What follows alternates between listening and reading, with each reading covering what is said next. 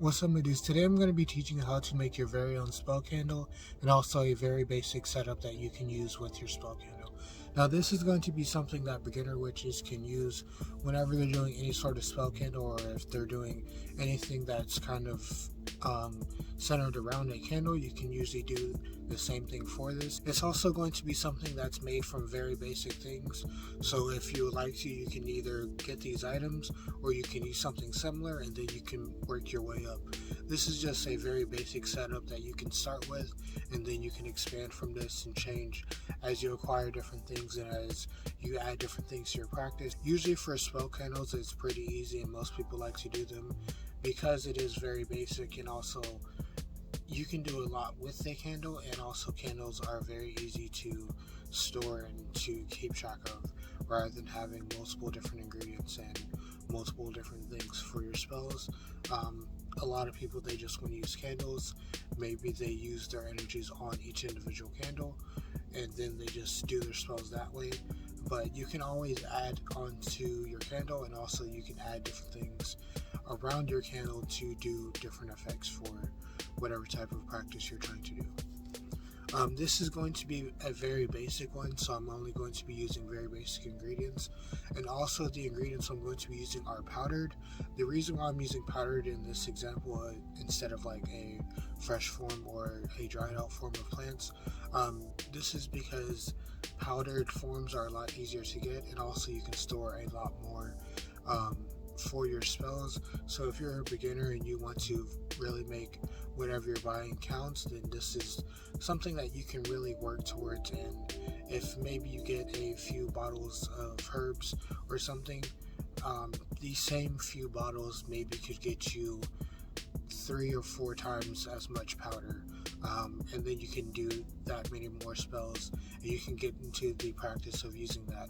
I find that beginners tend to use what they have, but if you are going to be buying something specifically for your practice, it's a good idea to make sure not only you're comfortable using it, because you can get a small container, just test that out, and if you don't like it, you don't have to buy anything else.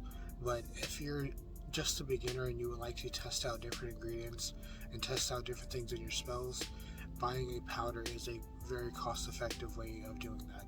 And also it's something that you can store very easily, rather than trying to get it fresh and then trying to dry it out and store it all in one. If you just get the powder that's already dried, and as long as you don't get it wet, it'll be fine.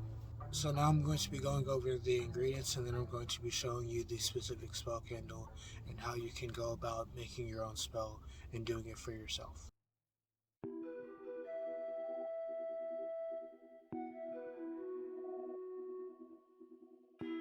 What's up, my dudes?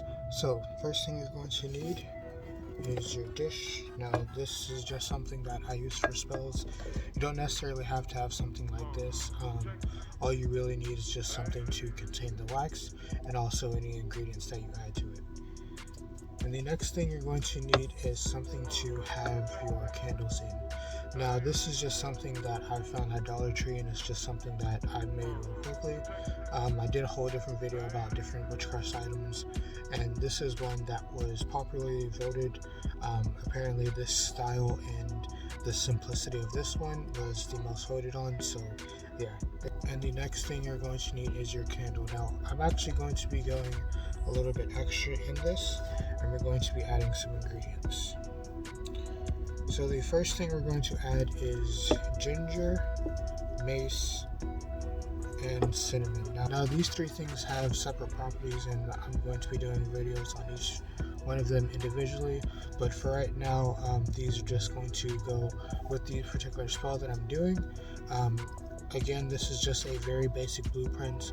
Whatever you have and whatever your intention is will depend on what type of spell you're going to do and what ingredients you have. So something you can do is, before you actually put your ingredients on, you can light the candle. This will just melt some of the wax and make it a bit easier to stick onto. For some candles, if they're very soft, you don't really need to do that, but if it's hard like this one, instead of just having to push it into there and possibly hurt yourself, all you really need to do is just melt it a little bit and it'll become softer. Then you can just roll the ingredients into it.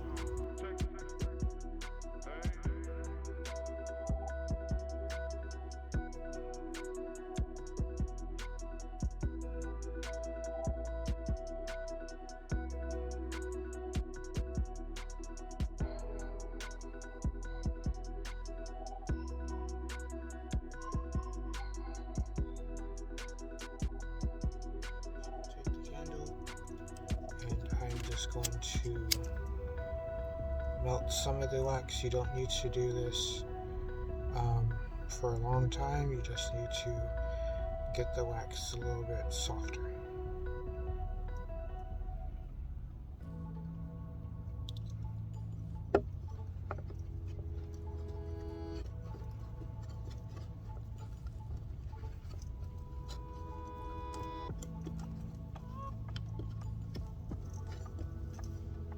And as you can see, in comparison, when obviously if you take a bit more time and melt the candle evenly, you can get more, but just to help get a little bit more ingredients on it, you can also light it.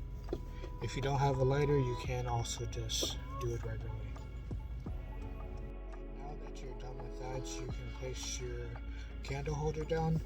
I am going to sprinkle a bit of the ingredients on the inside where the candle will sit.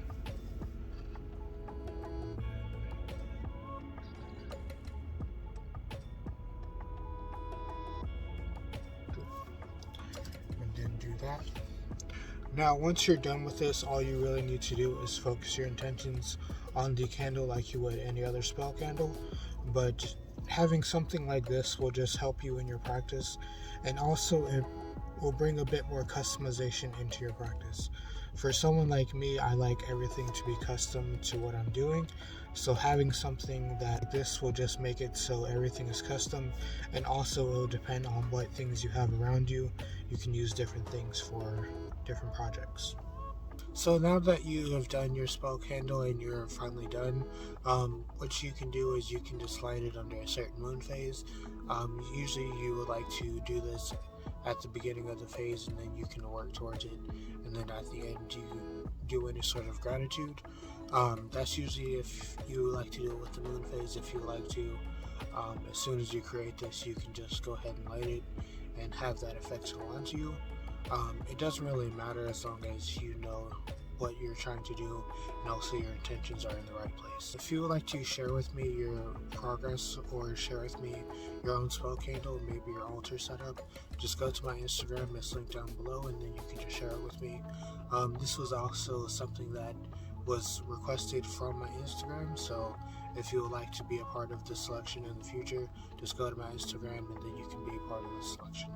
Also, I do have my commissions open for this month, so I have a few slots open. If you would like to order a spell from me, just go to my email and then you can just contact me. If you would like to tell me about your spell and tell me what type of spell you're creating and what type of spell maybe you would want to create in the comments, I would just really appreciate that, and maybe I can help a few of you out. If I get someone who wants a specific type of spell, I can just do a whole video showing that type of spell and different alterations and different things that you can do to acquire that same effect. But yeah, that's the end of the video. Have a good day, night, life. Enjoy yourself. Be happy.